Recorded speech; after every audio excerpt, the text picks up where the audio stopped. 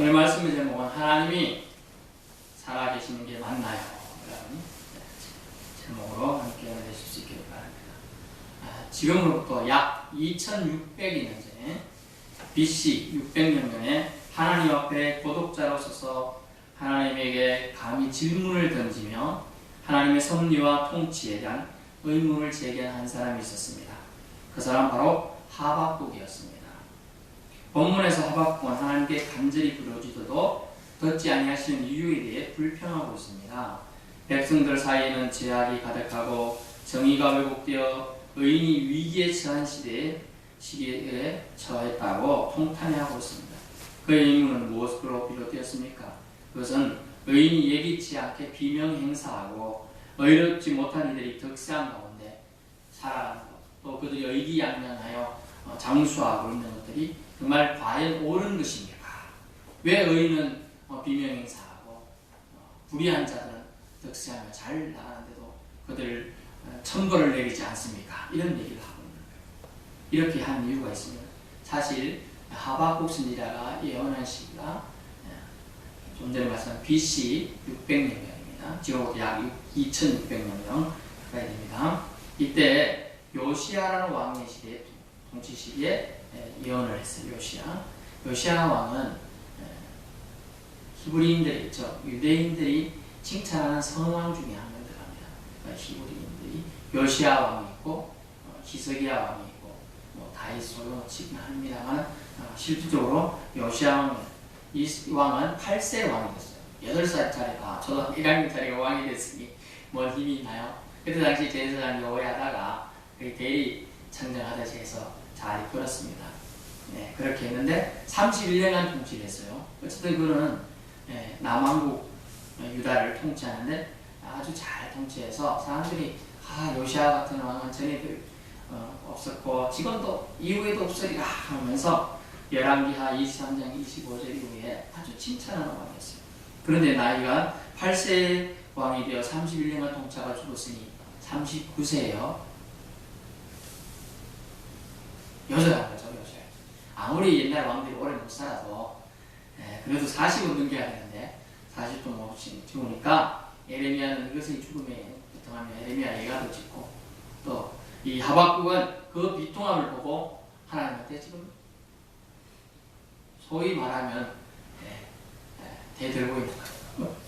이 여자가 지금 막 하나님한테 왜 하나님 이러십니까? 하나님 살아계신 게 맞나요? 지금 막 이렇게 하는 거예요. 불평이 적당해야 되는데 그러면 저렇다면 감히 네가 누군데 지금 하나님 나한테 지금 이러고 있느냐?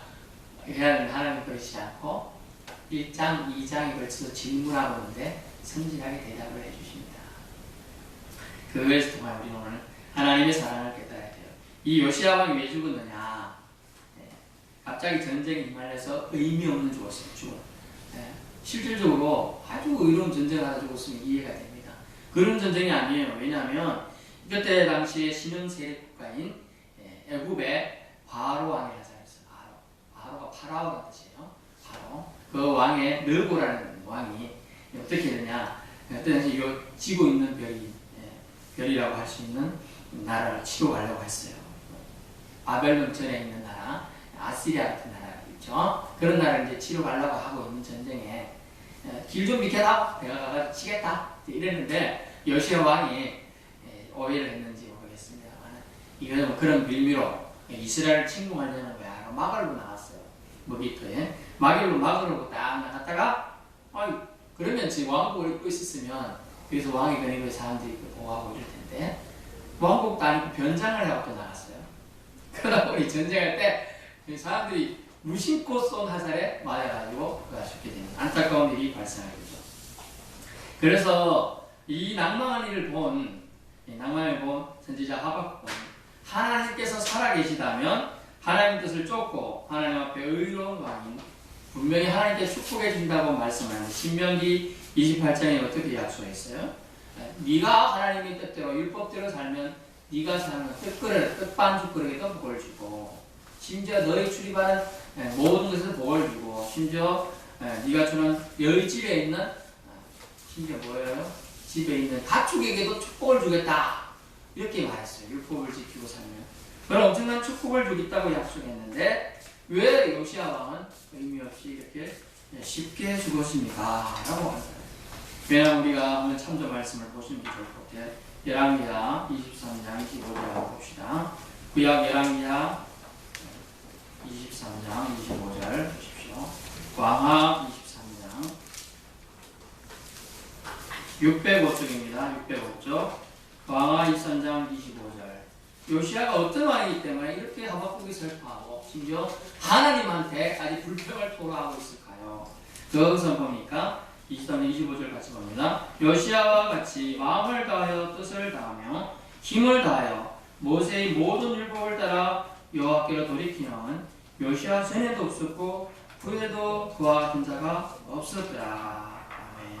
또 그 전 내용 살펴 24절에 유다 땅과 예루살렘에 보이는 신접한 자, 점쟁이, 드라빈, 우상 모든 가정은 다 제거하였으니 이는 대제사장 hil기야가 여호와의 성전에서 발견한 책에 기록된 율법의 말씀을 이루려 함이라 하고 율법을 세우려고 노력했던 왕임을 알 수 있어요.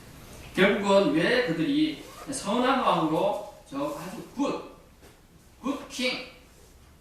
굿킹으로 추앙하는 이유가 있는데 그것은 종교개혁을 원하는 오늘 우리는 오늘이 무슨 주일이냐 아세요? 종교개혁 기념주일이에요. 원래 10월 31일 날 마틴 루터가 1517년에 95개조 반박문을 게시하면서 시작한 종교개혁을 이때 당시 BC 600년에 아주 어린 요시야 왕이 종교개혁을 시작했습니다. 그리고 그것은 성전 수리시 발견한 여호와의 율법을 읽고 회개를 했어요. 여러분 왕이 회개하기 쉽지가 않습니다. 왜냐면요 왕이라는 권위가 있기 때문에 잘 하지 않습니다. 그렇지만 진실하게 그는 해보겠습니다. 그러므로 하박국은 엄청난 신뢰와 희망을 요시야 왕께 가지고 있었는데 그 왕이 더없이 죽었거든요. 그러다 보니 안타깝게 그 죽음에 대한 슬퍼하며 심정을 토하게 됩니다.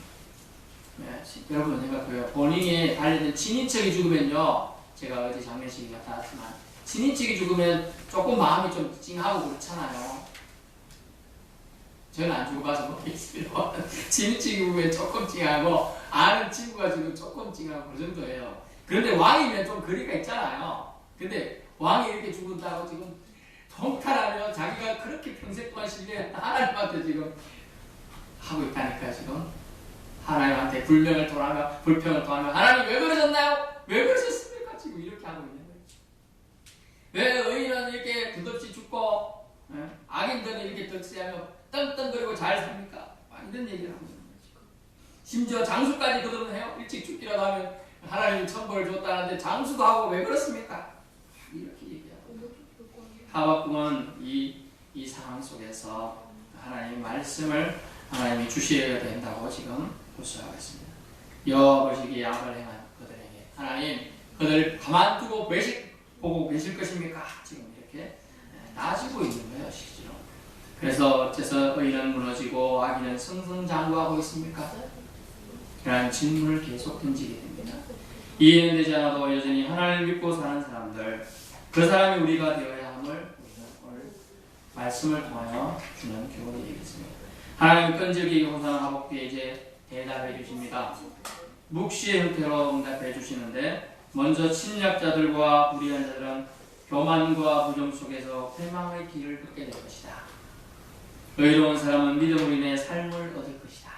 라는 것이 본문에 나와요. 본문 2장 2절 보십시오. 2장 2절 본문 2장 2절 같이 봅니다. 여호와께서 내게 대답하여 이르시되 너는 이 묵시를 기록하여 판에 명백히 새기되 달려가면서 읽을 수 있게 하라. 묵시를 주는데 그것을 달려가면서 읽을 수 있게. 여러분 말을 타보신 적이 있어요? 저는 신혼여행 가서 제주도 가서 처음 말을 타봤는데 말이 생각보다 키가 크더라고요. 어라타이가 이렇게 높아요. 쪼매찬 겁이 나더라고요. 제가 조금 겁이 나는데 그 말을 타고 가면서 읽을 수 있으면 글씨가 커야 돼요? 작아야 돼요? 해야 되겠죠? 분명히 새겨주는 말씀이 되겠습니다. 그래서 그 얘기를 하고 있는 거예요. 첫 번째, 이렇게 말하는 이유는 우리 고속도로 차를 타고 보신 적 있어요? 표지판 보여요? 안 보여요? 보여요. 그렇죠. 고속도로 표지판처럼 잘 써놓고 읽을 수 있도록 달려가면서 하라는 거예요. 교훈은 확실하다는 걸 얘기하고 있습니다.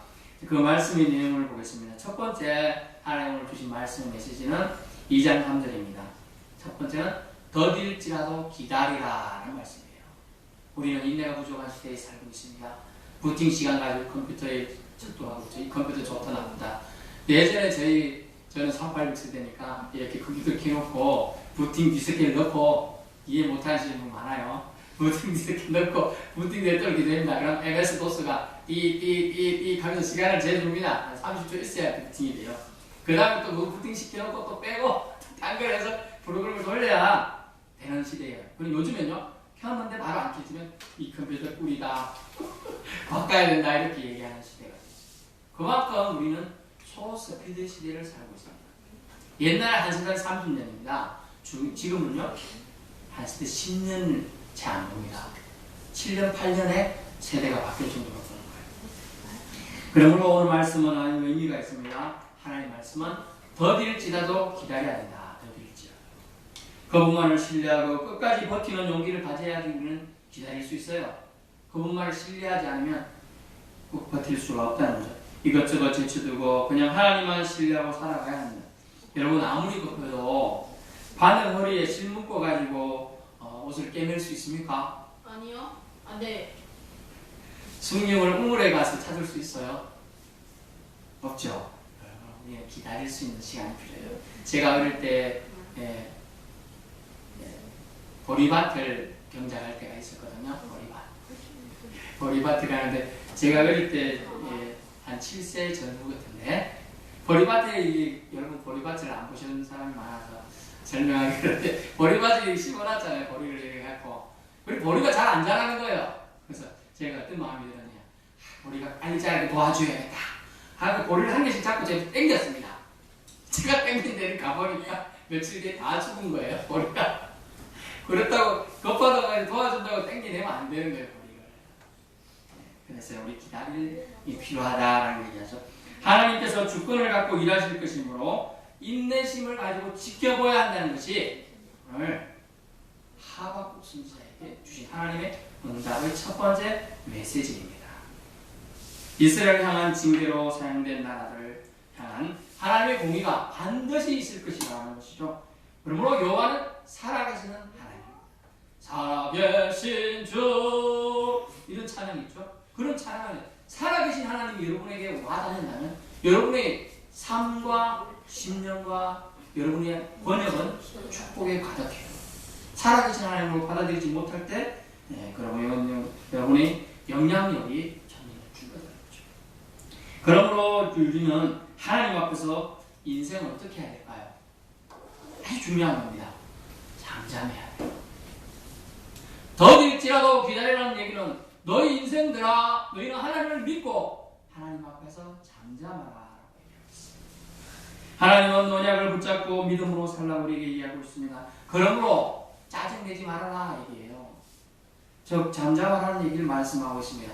오늘 본문을 읽지 않은데 하박국 2장 20절 잠깐 보십시오. 2장 20절. 오직 여호와는 그 성전에 계시니 온 땅은 그 앞에서 잠잠할지니라 하십니다. 잠잠하라는 거죠. 왜요? 성전 하나님이 계시기 때문에 잠잠하라 얘기하고 있습니다. 하나님은 약속을 스스로 취소하지 않으셔요. 믿으라 그대여, 하나님은 약속을 반드시 이루신다. 여러분 믿으실 수 있기 바랍니다. 여러분 하나님께서 말씀하시면 더딜지라도 기다리라, 나의 약속은 반드시 응해질 것이려니 인생들아 하나님 앞에서 잠잠하여 기다리라 라고 말씀하고 계십니다. 두 번째 하나님 주신 메시지입니다. 의인은 그 믿음으로 살게 될 것이다. 한번 따라해볼까요? 의인은 그 믿음으로 살게 될 것이다. 2장 4절 말씀 보십시오. 보라 그의 마음 교만하며 그 속에서 정직하지 못하나 의인은 그의 믿음으로 말미암아 살리라. 아멘. 얼마나 놀라운 말씀이죠. 이 말씀은 신약의 세 구절이나 나옵니다. 로마서 1장 17절, 갈라디아서 3장 11절, 히브리서 11장 38절의 말씀에 조금 약간의 차이가 있습니다. 로마서 1장 17절 의인은 이것이 강조점이고, 갈라디아서 3장 11절은 믿음으로 강조되어 있고, 히브리서 11장 38절은 삶을 강조하고 있어요. 똑같은 본문입니다. 너희는 그 믿음으로 살게 될 것이다. 이해가 안 돼도 믿음으로 끌어안고 살아가는 뜻이 담겨있어요. 여러분 하박국 선지자의 하박국이라는 뜻을 아시나요? 꼭 우리가 생각하는 콩나물국처럼 국이름처럼 생각되는데 콩나물. 하박국의 뜻은 끌어안다 포옹하다는 뜻이에요. 끌어안다 포옹. 이 말씀은 뭐냐면 그 이름을 통해서 주시는 메시지가 있습니다. 이해가 안 돼도 믿음으로 끌어안고 살아가야 한다. 믿음으로 끌어안고. 그러므로 그 끌어안고 살아가는 것이 필요하다는 거예요. 하나님이 나를 안아주시는 것도 은혜죠, 여러분. 또한 우리가 하나님을 끌어안고 그의 엄청난 은혜 가운데 살아가는 것도 은혜라는 거예요. 여러분 그렇게 생각할 수 있잖아요. 우리가 힘이 없을 때 주님이 우리를 탁 잡아주시면 얼마나 은혜가 돼요. 하지만 우리 어린 자녀들이 우리가 바깥에 애 놔두고 혼자 나가려고 할 때 어쩌죠? 애가 와가지고 다리를 탁 끌어안잖아요. 못하니 같이 가든지 나가지 말라 이런 액션을 아이들이 취하지 않습니까? 끌어안는다 그 이런 의미가 있어요. 우리가 은혜 없이 끌어안을 수 없기 때문에 우리가 끌어안는다는 얘기는 우리가 하나님의 은혜 안에 오늘날 표현하면 성령의 은혜 안에 살아가야 한다는 걸 말씀해 주고 있습니다. 믿음이 없이는 결코 살아갈 수가 없습니다. 의인에게 믿음은 삶 그 자체라는 것이죠. 의인에게 믿음은 그 삶 자체다. 의인에게 믿음은 생명이며 그 사람의 진가를 알려주는 척도가 바로 믿음이라는 거예요. 그러기에 아브라함으로 만들어준 하나님의 사랑과 은혜를 우리는 체험해야 한다. 하나님을 의지하고 모든 것을 맡기는 믿음을 갖고 살라는 말씀이 2장 4절의 말씀이 있습니다. 하나님을 의지하고 모든 것을 맡기는 믿음, 이것을 갖고 살아야 한다. 세상을 이롭게 하시는 하나님의 섭리를 의심 없이 믿으라는 거죠. 의심 없이. 로마 1장 17절 사도 바울은 하나님의 구원이 율법을 지키는 행위에서가 아니라 믿음에 의해서 이루어짐을 알려주셨던 것처럼 말입니다. 여기 언급되는 믿음이 무엇인가를 오늘 꼭 알고 가야 되겠습니다. 우리 어린 학생들 꼭 기억하세요. 그 믿음은 바로 진실함입니다. 트루스워드. 오늘 본문의 2장 4절에 이렇게 나와 있죠. 그의 마음은 교만하며 그 속에서 정직하지 못하는 데 있어요. 언급되는 믿음은 바로 진실함, 정직한 마음이에요. 시편의 기자는 기도했잖아. 내 안에 정직한 영을 세우게 하시고 정직한 마음을 해주시고 이런 마음을 토로하며 기도하지 않습니까? 진실함이에요. 믿음은 바로 진실함이에요. 뭡니까? 사람 사이의 기본은 뭔가요? 신뢰죠. 부부 사이의 기본은 뭐예요? 신뢰예요. 그것이 깨어지면 부부관계 겹쳐지고 사람관계도 저 사람 상종하지 못할 사람이네 이렇게 되는 거죠. 이 신뢰라는 것은 바로 어디에 있냐면 진실함의 무게에 있다는 거예요. 진실함의 무게. 우리가 약간의 하얀 거짓말도 할 수 있고 합니다. 하지만 진실함의 무게의 추가 거짓말이 더 많아. 그러면 누가 그 사람하고 사귀고 싶겠어요? 정직하지 못한 자와 거래를 하고 싶은 상대가 없습니다. 또한 진실치 못한 자를 뭘 믿고 맡길 수 있겠습니까? 진실한 사람끼리는 그 약속이 고귀하게 여겨지고 반드시 이루어질 것을 확신하게 되는 것이죠. 시련이나 시험이 닥쳐오더라도 상응하는 믿음을 저버리지 않게 되는 것이죠. 제가 지난번에 누구랑 상담하다가 들어본 적이 있는데 네, 아주 잘 나가던 사람이었어요. 사장이었는데 갑자기 쫄딱망했어요. 왜? 알고 보니까 경리가 이제 돈을 입금하고 대금을 입금해가지고 그걸 해야 되는데 입금하러 간 돈 어떻게 했어요? 착보하고 날라버렸어요. 그래가지고 그만 그 사람 사업체가 쫄딱망하고 있어요. 그때 당시에 몇 원 엄청나게 큰 돈입니다. 신뢰관계가 깨진 거죠. 사장이 나한테 잘못했는지 뭔가 했는지 몰라도 어쨌든 그렇게 했다는 것이죠. 그러므로 정직하지 못한 것은 하나님과 우리 사이에도 아주 가림막이 되는 거예요. 하나님과 우리 사이 장애물이 되는 거예요. 그러므로 혹 시련이나 시험에 닥쳐오도록 상호간의 믿음을 저버리지 않도록 우리는 하나님 앞에 진실해야겠다는 걸 말씀드립니다. 둘째, 이 믿음은 어떤 믿음이냐 하면 그분이 당신을 여유롭게 하시고 이 한자어 이신칭이라고 합니다. 이신칭. 당신을 의롭다 칭한다. 무엇으로서? 믿음으로써. 믿음으로써. 그분이 당신을 의롭게 만드실 수 있으시고 반드시 여러분의 삶 가운데서 당신을 살아가게 하실 것이다. 믿음으로 살아가게 하실 것이다. 이것을 믿는 것이 믿음이라고 말씀해 주고 있는 거예요. 이것을 믿는 것이.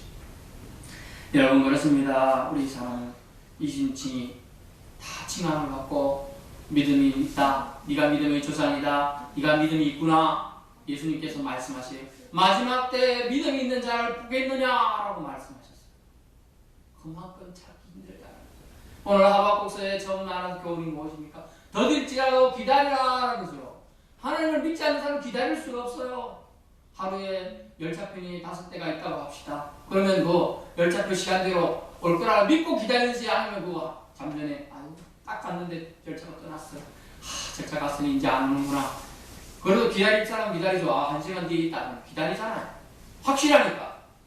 하나님 말씀은 성경에 기록되는데 수천 년 전에 기록되고 수백 명의 사람을 통하여 기록된 이 책이 구전에 대해서 구전이 그냥 입으로 전달되다가 나중에 기록 시대에서 기록된 이 책이 아직도 파워를 나타내는 이유가 뭡니까? 그것은 살아계신 하나님이 말씀하셨고 살아계신 하나님에 관한 것이 적혀 있으며 살아계신 하나님이 관한 것을 믿는 사람을 통하여 이 역사가 계속 움직이고 있기 때문에 이 말씀은 살아있다. 그러므로 기독교는 무슨 종교예요? 다바로, 히브리어로 다바로는 말씀이라는 종교예요. 말씀의 종교예요. 하나님께서 태초에 천지를 창조하시나 뭘로요? 말씀으로 창조하셨어요. 말씀이 권능의 파워가 여러분 속에 들어가면 히브리서의 말씀처럼 뭡니까? 여러분이 살아 움직이는 생동력 있는 말씀 자체가 여러분이 돼요. 이해가 안 될지 모르겠지만 살아있는 운동력 있는 생명력이 있는 말씀금이 여러분이 되는 거예요. 말씀은 그만큼 힘이 있어요. 찔러 쪼개기까지 한다는 거였죠. 말씀. 오늘 말씀의 권능을 받아 누릴 수 있길 바랍니다. 그러므로 그 말씀은 여러분은 하나님께서 여러분을 의롭게 하실 수 있고 여러분을 믿음 안에서 끌고 가실 수 있다는 걸 믿으면 되는 거예요. 믿는 자에게 그대로 되는 역사가 있는 줄 믿습니다. 아멘. 결론입니다. 약 500년 전에 종교개혁은 1517년 루터에 의해서 시작되었습니다. 이 종교개혁의 불은 당겨졌고 종교개혁을 통해 얻은 것이 딱 한 가지 있습니다. 뭐냐? 일부 계층의 전유물이 있던 이 성경이 많은 사람들이 볼 수 있는 성경으로 번역되었다. 그래서 저희가 지금 여러분 한글로 여러분 성경책을 보고 있는 거예요. 독일어로 성경이 번역되었고요. 그다음에 영어로 번역되었어요. 그러면서 쫙 전파된 거예요. 그래서 복음이 제시가 된 거죠. 그리고 교회에 이 말씀이 열려지게 되었어요. 종교개혁 덕분에 우리는 말씀이 열려있는 시대를 이제 살게 되었습니다. 그럼에도 불구하고 여러분은 성경 말씀을 가까이 하지 않는다는 것, 이것이 하나님의 아픔입니다. 성경이 지금 없어서 못 본 사람 있을까요? 달라고 하면 누구나 죽어요. 열려있고요. 서점 가면 성경 없는 서점 하나도 없습니다. 그런데도 성경을 가까이 해야 된다는 거죠. 이 종교개혁을 기념주의를 맞아서 우리는 성경을 더욱더 가까이 한다는 걸 알 수 있습니다. 고린도후서 6장 2절 말씀을 잠깐 봅니다. 고린도후서 6장 2절입니다. 6장 2절 291쪽입니다. 291쪽 같이 봅니다. 291쪽 고린도후서 6장 2절 이러시되 내가 은혜 베풀 때 너에게 듣고 구원의 날에 너를 도하라 하셨으니 보라 지금은 은혜 받을 만한 때요 보라 지금은 구원의 날이로다. 아멘. 주님이 이렇게 열어주셨는데 지금 은혜 안 받으면 언제 받으려는 거예요? 지금 우리가 구원 못 받으면 언제 받을 거예요? 이렇게 열린 시대에 받아야 된다. 성령 시대에 신약 시대에 받아야 된다. 제가 며칠 전에도 교회 앞에 쓴다 하니까 이제 예수 좀 믿으셔야 되죠. 연세가 좀 지긋하신 할머니신데 아직은 감동이 없네요. 그래서 제가 마음이 아팠습니다. 우리는 꼭 전도하러 나갈 때 여기서 같이 기도하고 나갑니다. 한 영혼을 만나고요. 아직은 내가 감동이 없으니까 다음에 감동이 오면 어떻게 그런 마음을 하셨을 때 그렇죠. 아직은 왜냐하면 사람들이 이렇게 생각해. 내가 아프거나 내가 뭐 안 돼가지고 너무 힘들 때는 내가 신을 찾지만은 평화로운데 내가 뭐 불필요한 게 없는데 왜 찾아야 되지? 이렇게 생각하는 사람이 대부분입니다. 하지만 주님은 그 사랑의 형편을 예전부터 태어나기 전부터 보고 계시다는 걸 그분이 안다면 빨리 주님 부르러 돌아올 줄 믿습니다. 우리는 이 소식을 전해야 돼. 지금이 은혜 받을 만한 때고 지금이 구원을 받을 때임을 전해야 한다는 것이죠. 그렇습니다. 여호와께서는 기록된 예언이 반드시 성취될 것을 2장 3절에 보증해 주셨습니다. 또한 의인의 가치는 그 믿음으로 결정되는 것을 말씀해 주셨습니다.